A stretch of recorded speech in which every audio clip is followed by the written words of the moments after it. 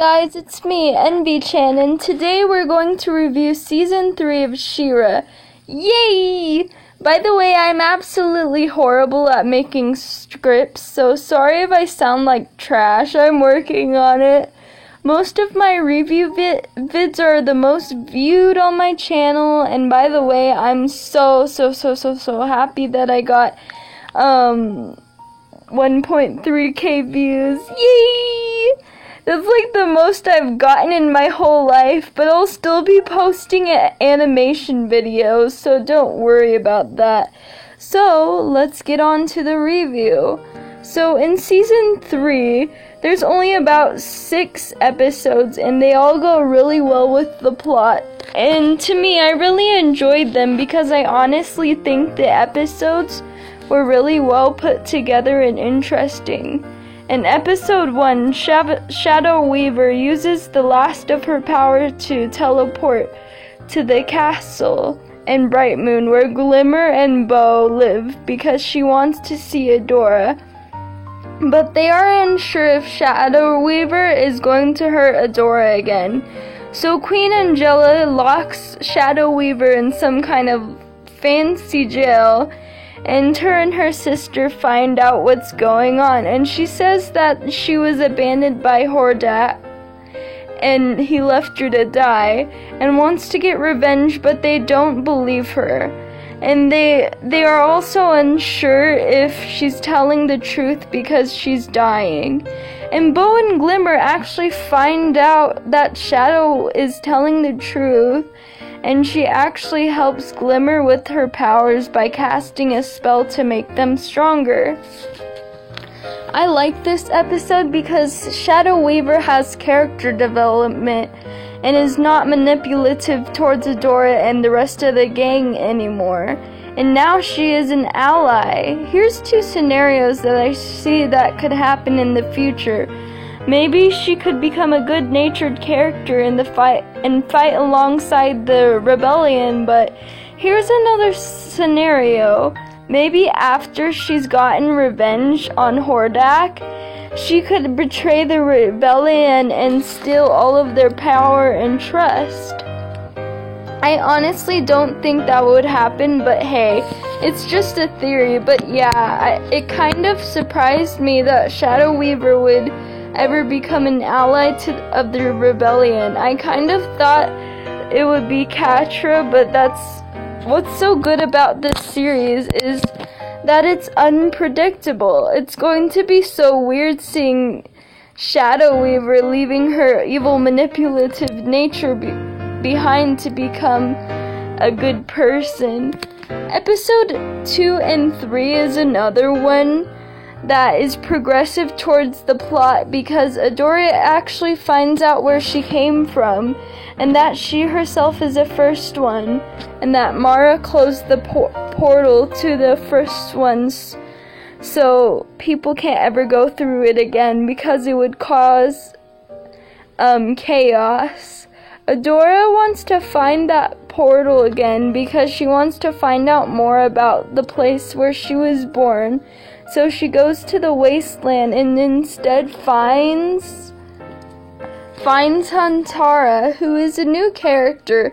I honestly like Hantara as a character. She has that spunky tough girl attitude to her, and I think she would be good in the series.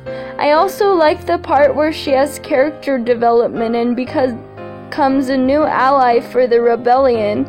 It also made sense when Catra befriended I can't pronounce her name, Hantara's old friends. I also think that Hantara's other friends would have been useful towards the Horde instead of making them disappear, so it would make it more challenging for the rebellion to defeat them. In Episode 4, where it all starts, and it gets to the main and most important episode, which is the highlight of the season. In the episode, Catra kidnaps Adora and takes her to the Horde because Entrapta and Hordak want to open the portal So Glimmer and Bow want to go to the Fright Zone to save Adora, but Angela,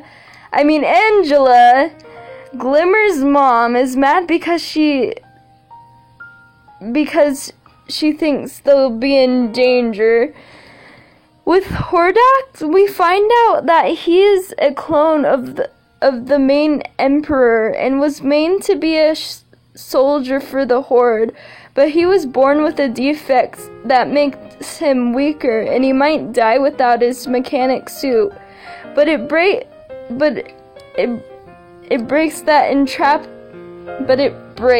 and Entrapta, his new friend, makes him a new, stronger one. I think that Hordak's backstory is good for his development as a villain, because it shows exactly why he wants to take over the world in the first place.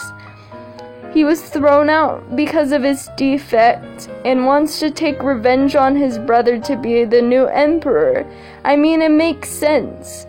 I think adding character to a villain makes a good, well-developed one, because it makes them interesting instead of just a plot device. I also think that Catra is a well-developed villain because, like Shadow Weaver was, Catra is developing into a manipulative character because she's definitely had an abusive past and is attached to it and dwells on it. And because Adora wants to move on from that, the Horde, to be a better person, Catra wants revenge against Adora for abandoning her. And that's why she wants the portal open so she could finally destroy Adora once and for all. Since Entrapta was a part of the Horde, she wanted to open the portal, but found out it's dangerous even for the Horde, and instead refuses to open it because it'll destroy everything and everyone. Glimmer and Bow don't follow Angela's order and sneak into the Fright Zone to save Adora, but Hordak finds out, and Catra tells Hordak that Entrapta brought the rebellion there, and fights the rebellion to where it's too late and opens the portal, and everybody's trapped in a world where apparently everything is perfect, where Adora never left the Horde or abandoned Catra.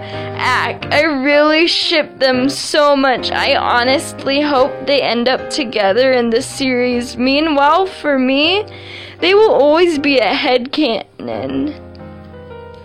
And Glimmer's father never died, and that Bow stays a librarian. Oh geez, I feel bad for that guy. I bet being a warrior in the rebellion is much more fun than being a librarian. Anyways, I think this idea is an alternative universe while the regular universe is being destroyed is really clever. I really enjoyed that episode, and I feel like that is a cool new original idea. The thing I honestly kind of wanted to see was the other rebellion being involved, because they didn't really show up much. They could make an episode where all of them have character development. Also, I don't know.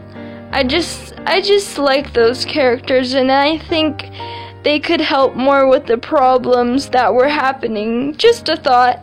And by the way, I don't want to spoil the rest of the series, but I really think that would be good material to review.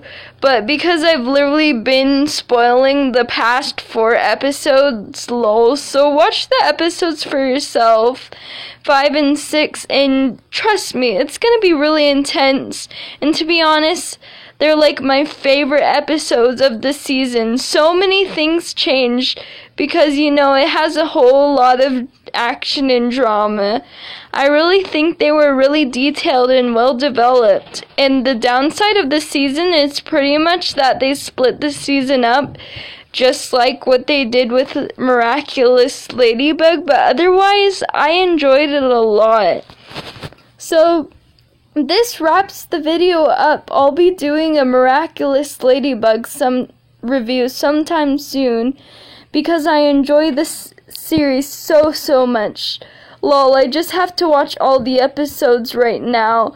I'm on like episode 3, season 3. It's not very far.